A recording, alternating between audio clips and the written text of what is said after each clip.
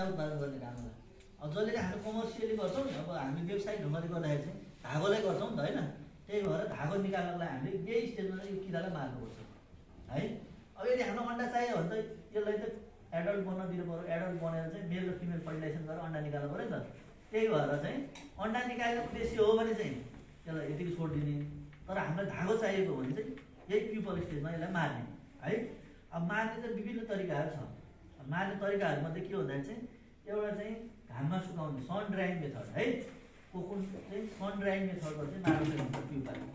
अब अर्को भनेको के भन्दा केमिकल मेथडबाट। केमिकल के प्रयोग गर्ने? सेल्फस प्रयोग गर्ने।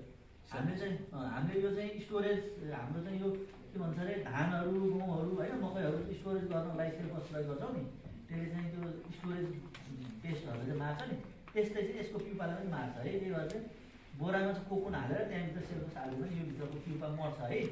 त्यही भएर अनि के भन्दा एउटा चाहिँ सन ड्राइङ, त्यसपछि केमिकल मेथड, र अर्को भनेको एउटा के हुन्छ भन्दाखेरि चाहिँ कोकुन ड्राइङ ओभन भन्ने हुन्छ। ओभनमा ड्राई गर्ने। ओभन भने कस्तो हुन्छ चाहिँ सानो खालको घरको बाहिरबाट चाहिँ आगो बालेर तातो हावाभित्र पठाउने होइन। भित्र चाहिँ कोकुन चाहिँ ट्रेमा राखेको हुन्छ, जसले गर्दाखेरि चाहिँ भित्रको चाहिँ प्युपा चाहिँ मर्छ है। त्यसरी चाहिँ सन ड्राइङ भयो, त्यसपछि केमिकल मेथड भने सेल्फस प्रयोग गरेर गर्नुभयो, त्यसपछि अर्को भनेको कोकुन ओभन ड्राइङ भयो, र अर्को फोर्थ भनेको चाहिँ नर्मल यो चाहिँ हाम्रो चाहिँ जेनरली फलो गर्ने तरिका हो। त्यो भनेको के भन्दाखेरि धागो निकाल्दाखेरि चाहिँ तातो पानीमा चाहिँ उमालेर चाहिँ गर्छन् है। त्यस्तो गर्दाखेरि पनि त्यो पनि एउटा चाहिँ मेथड हो है। अब जेनरली के हुन्छ धागो चाहिँ कसरी निकालिन्छ भन्दाखेरि चाहिँ ठ्याक्कै मैले अब मेसिन यहाँ छैन, मेसिनले भन्नु गाह्रो हुन्छ। तिमीहरूले युट्युबतिर पनि सर्च गरेर हेर्न सक्छौ। तातो पानीमा चाहिँ कोकुनहरू राख्छ, र राखिसकेपछि लट्ठी जस्तोले चाहिँ त्यो चाहिँ चर्खासँग कनेक्टेड हुन्छ क्या। चर्खा भनेको एउटा विल जस्तोसँग कनेक्टेड हुन्छ, जसले गर्दाखेरि धागो चाहिँ त्यहाँ कलेक्ट हुन्छ है कोकुनबाट निस्केर। लगभग अब एउटा कोकुन जुन हुन्छ, एउटा कोकुनहरूबाट निक्लिने धागो यो दुईवटा हो है। यहाँ एउटा चाहिँ फाइन खालको धागो छ, एउटा मसिनो खालको धागो छ, एउटा चाहिँ मोटो खालको धागो छ। अब राम्रो खालको क्वालिटी धागो आएन भने चाहिँ त्यो मसिनो खालको त्यो मोटो खालको धागो निस्किन्छ कि टुक्रा धागो निस्किन्छ है। अब फाइन खालको धागो चाहिँ एउटा कोकुनबाट चाहिँ अब 1 किलोमिटरसम्मको चाहिँ फाइन धागो निस्किन्छ है। 1 किलोमिटरसम्म चाहिँ एउटा कोकुनबाट चाहिँ धागो निस्किन्छ। र चाहिँ के हुन्छ त्यो भनेको के भन्दा अब यो स्टेजमा हामीले कोकुन उत्पादन गरिसकेपछि प्युपल स्टेजमा माऱ्यो भने त त्यति हुनु भएन। त्यो पछि हामीले अर्को स्टेजमा छोड्यो भने के हुन्छ त भन्दाखेरि यो प्युपा त आफूले नेचुरली चाहिँ के हुने भयो एडल्ट बन्छ नि त होइन, बटरफ्लाई मथ बन्छ नि त होइन। त्यो बन्दाखेरि के भन्छ केही छेडेर निस्किन्छ क्या, यो कोकुन छेडेर निस्किन्छ नि त। त्यही भएर हामीले चाहिँ धागो निकाल्दाखेरि छेडेर निस्क्नु भनेको के हो भन्दाखेरि हामीले स्वेटरहरू देखाएको नि, स्वेटर पाल पऱ्यो भने त त्यहाँबाट धागो चाहिँ टुक्रा भएर निस्किन्छ नि होइन। त्यस्तै नै हो, त्यसको चाहिँ धागो चाहिँ टुक्रा निस्किन्छ है। यदि चाहिँ हामीले त्यतिकै छोडिदिउँ भने प्युपल स्टेजबाट चाहिँ एडल्ट स्टेजमा आएर चाहिँ कोकुन चाहिँ राम्रो खालको कोकुन निक्लिन्छ। त्यही भएर हामीले धागो निकाल्नु पऱ्यो भने त्यही स्टेजमा आएको कारण त्यो हो है।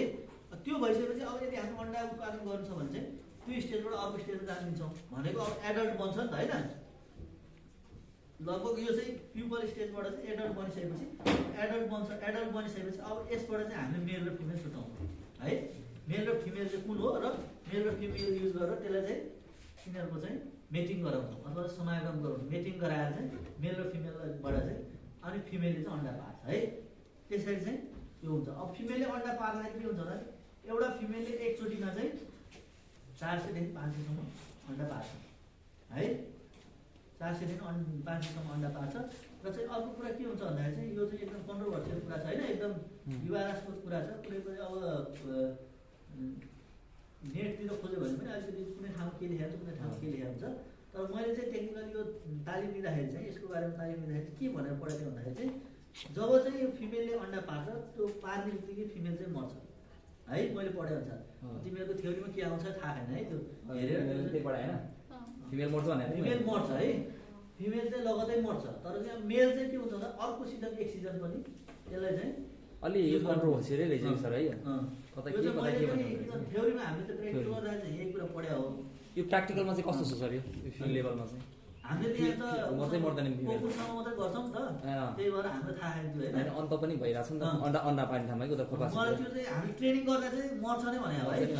अनि अब चाहिँ यो चाहिँ फिल्ड लेभलमा कस्तो छ मैले पढाउँदाखेरि अहिले पछि आउँदाखेरि स्टुडेन्टहरूले सरहरूले भन्नुहुन्छ क्या होइन सर यस्तो के हो भन्नुहुन्छ होइन। अब त्यो चाहिँ गुगलमा पनि खोज्दाखेरि विभिन्न खालको लेखिन्छ। अब तिनीहरूको चाहिँ टेक्स्ट बुकहरूमा जे पाउँछ त्यही अनुसारले तिनीहरूले लेख्छ है। मर्छ।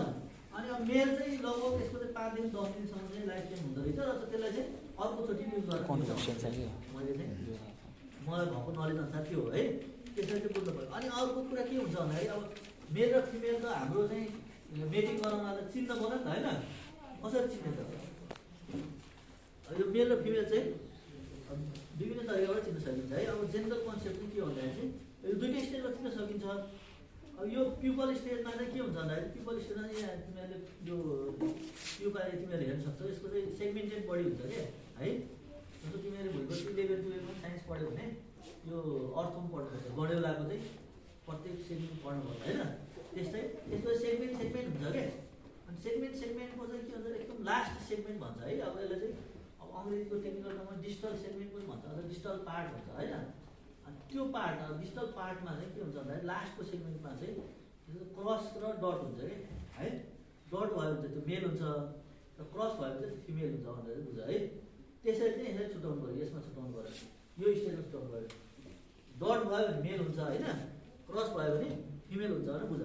र अर्को चाहिँ यो एडल्टमा चाहिँ के हुन्छ भन्दाखेरि चाहिँ अब बडीको चाहिँ स्ट्रक्चर अथवा चाहिँ बडीको चाहिँ साइजको आधारमा चाहिँ चिन्न सकिन्छ। ठुलो साइज भयो भने फिमेल हुन्छ र सानो साइज भयो भने चाहिँ मेल हुन्छ है। किन भन्दा ठुलो साइजहरू किन भन्दाखेरि ठुलो साइजहरूको पेटमा अन्डा राख्नु पऱ्यो नि त होइन फिमेलले, त्यो कारणले गर्दाखेरि पनि होला है। अब टेक्निकली त्यो के हो थाहा भएन, तर चाहिँ मैले चाहिँ यहाँ आउने विद्यार्थीले सम्झिन सजिलो भनेर फिमेलले चाहिँ पेटमा अन्डा राख्नुपर्छ, त्यो कारणले गर्दा चाहिँ साइज ठुलो हुन्छ र त्यही आधारमा चाहिँ मेल र फिमेल छुट्याउने हो। र मेल र फिमेल छुट्याइसकेपछि के हुन्छ भन्दाखेरि चाहिँ त्यस्तै खालको एउटा पेट्री प्लेट जस्तै हुन्छ होइन, एउटा गोलो खालको हुन्छ है। अनि त्यसमा चाहिँ के हुन्छ भने मेल र फिमेल राख्ने, राखिसकेपछि त्यहाँ चाहिँ मेल र फिमेल चाहिँ मेटिङ भएर चाहिँ अन्डा पार्ने है। यस्तै खालको स्ट्रक्चर एउटा चाहिँ हुन्छ। र त्यसरी चाहिँ अन्डा उत्पादन भइसकेपछि अब अन्डा उत्पादन भइसकेपछि के हुन्छ भन्दाखेरि त्यो अन्डालाई स्टोर गर्नु पऱ्यो नि त होइन। त्यसपछि यो अन्डा जब तयार हुन्छ लगभग 400 से 500 अन्डा एउटा उसको पार्छ भने त्यो अन्डाहरू विभिन्न त्यो धेरै चाहिँ ग्रुपमा राखेपछि त्यो अन्डा उत्पादन गरिसकेपछि के गर्छ भन्दा उनीहरूले चाहिँ अन्डाको स्टोरेज चाहिँ अब तिनीहरू सिलेबसमा छ छैन थाहा होइन, तर चाहिँ के भन्दाखेरि अन्डाको चाहिँ स्टोरेज चाहिँ एकदम कम टेम्परेचरमा गर्नुपर्छ है। अब प्रायः जसले माइनसमा पनि भन्छ, तर चाहिँ जेनरली 0 to 4 डिग्री सेन्टिग्रेडमा चाहिँ अन्डा चाहिँ स्टोरेज गर्छ है। अन्डा स्टोरेज गरिसकेपछि के गर्ने भन्दाखेरि चाहिँ अब हाम्रो अघि तापक्रम मैले भने कति चाहिन्छ अरे 27 डिग्री 23 देखि 27 डिग्री तापक्रम चाहिन्छ नि त होइन। अब सुरुमा 0 देखि 4 डिग्रीबाट चाहिँ सिधै अन्डा चाहिँ त्यो चाहिँ बाहिर ल्याएर यहाँ ल्याएर पाल्न थाल्यो भने त्यो अन्डा ह्याच हुँदैन है। त्यो कारणले गर्दाखेरि चाहिँ त्यसलाई चाहिँ इन्कुबेसनमा राख्नुपर्छ, बिस्तारै त्यसको तापक्रम बढाउँदै चाहिँ यो तापक्रममा चाहिँ ह्याच हुने अथवा यो तापक्रममा चाहिँ कोलोनी तापक्रममा चाहिँ ल्याउनुपर्छ।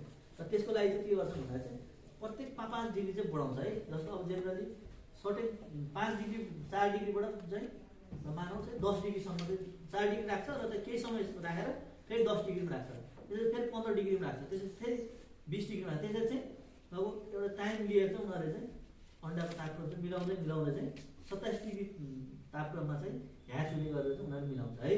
र त्यसरी चाहिँ विभिन्न स्टेजहरूमा चाहिँ अन्डा चाहिँ तापक्रम बनाउँदै गएको कारणले गर्दा त्यसपछि अन्डा चाहिँ 27 डिग्री तापक्रममा ह्याच हुने भएपछि उनीहरूले यहाँ पठाउँछ नि त।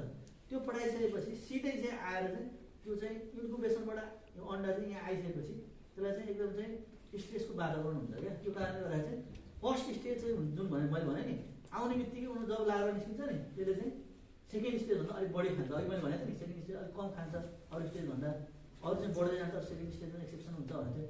अब यो चाहिँ रिसर्च अनुसन्धानले नै प्रुभ गरेको कुरा के भन्दाखेरि त्यो स्ट्रेसबाट आएको कारणले गर्दा चाहिँ फर्स्ट स्टेज चाहिँ यसले मजाले चाहिँ भोरासी खान्छ है, खान सक्ने जति खान सक्नु नि त्यो खान्छ। र खाइसकेपछि यो फर्स्ट स्टेजमा चाहिँ अब सुतेपछि चाहिँ अनि सेकेन्ड स्टेजमा जाँदाखेरि चाहिँ के हुन्छ भन्दाखेरि चाहिँ यसले चाहिँ कम खाने है, कम दिन खाने हो।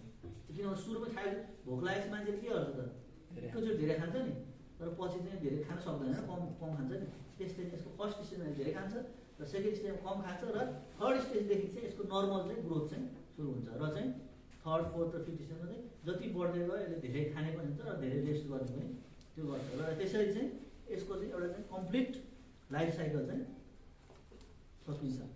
र अब लगभग कुराहरू त्यही नै हो है। अब एउटा कुरा मैले भन्न बिर्सेँ, जब 5th स्टेजमा पुग्छ नि होइन, 5th स्टेजमा पुगेपछि के हो मैले भने नि यो 5th स्टेजमा पुगेपछि धागो निकाल्छ भने चाहिँ यो हावाको कन्ट्याक्ट माथि धागो निकाल्छ नि, त्यसपछि एउटा चाहिँ इम्पोर्टेन्ट प्रोसेस हुन्छ है।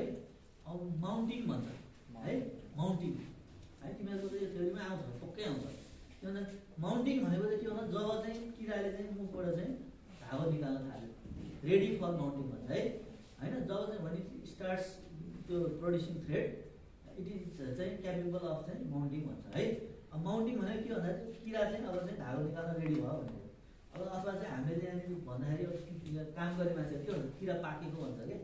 अब त्यो चाहिँ किरा चाहिँ म्याच्योर्ड भयो भन्नु है, किरा पाक्यो भन्छ। अब त्यो भनेको के भन्दाखेरि त्यो धागो निकाल्छ। धागो निकालेपछि के भन्छ पहिला त हामीले ऱ्याकमा राखेको हुन्थ्यो, ऱ्याकमा राखेको हुन्थ्यो। अब त्यो किरालाई हामीले टिपेर चाहिँ यस्तो माउन्टेन स्ट्रक्चरहरूमा राख्छ है। माउन्टेन स्ट्रक्चर भन्छ। अब यो चाहिँ माउन्टेन स्ट्रक्चर भनेको यसको नाम चाहिँ माबुसी भन्छ है, अथवा माबुसी जे पनि भन्छ है, दुईटै टर्म भन्छ, यो जापानिज टर्म हो। र माबुसी चाहिँ के भन्दाखेरि यस्तो खालको हुन्छ र यसमा चाहिँ त्यो 5औं अवस्थाको किरालाई यहाँ राखिसकेपछि यसमा चाहिँ यसले चाहिँ कोकुन बनाउँछ है। तिमीहरूको थ्योरीमा अर्को एउटा टर्म पनि आउँछ, चन्द्रिकीय भन्ने टर्म पनि आउँछ है। त्यो पनि माउन्टेन स्ट्रक्चरै हो। त्यो चाहिँ बाँसले अनि परालले केले बनाउँछ, त्यो तिमीहरूले त्यो थ्योरी आउँदाखेरि त्यो जेनरली यो माबुसी भन्ने कम आउँछ किनभने यो हामीले फार्ममा युज गरेर भएर त यो आयो। चन्द्रिकीय भन्ने आउँछ है, त्यो चन्द्रिकीय पनि त्यही माउन्टेन स्ट्रक्चरै हो है। किरालाई चाहिँ टिपेर राख्ने र त्यो किरालाई चाहिँ त्यो म्याच्योर भएको किरालाई यसमा राख्नुलाई चाहिँ माउन्टिङ भन्छ, बुझ्यौ नि है। त्यो माउन्टिङ भनेको चाहिँ म्याच्योर किरालाई माउन्टेन स्ट्रक्चरमा लगाएर चाहिँ राख्ने। केको लागि? टु प्रड्युस चाहिँ कोकुन होइन, धागो कोकुन बनाउनको लागि चाहिँ सजिलो होस् भनेर चाहिँ त्यसरी चाहिँ राख्नुलाई चाहिँ माउन्टिङ भन्छ। त्यसरी चाहिँ हाम्रो यो लाइफ साइकल चाहिँ यसरी चाहिँ कम्प्लिट भयो है। यहाँ एउटा चित्र पनि छ।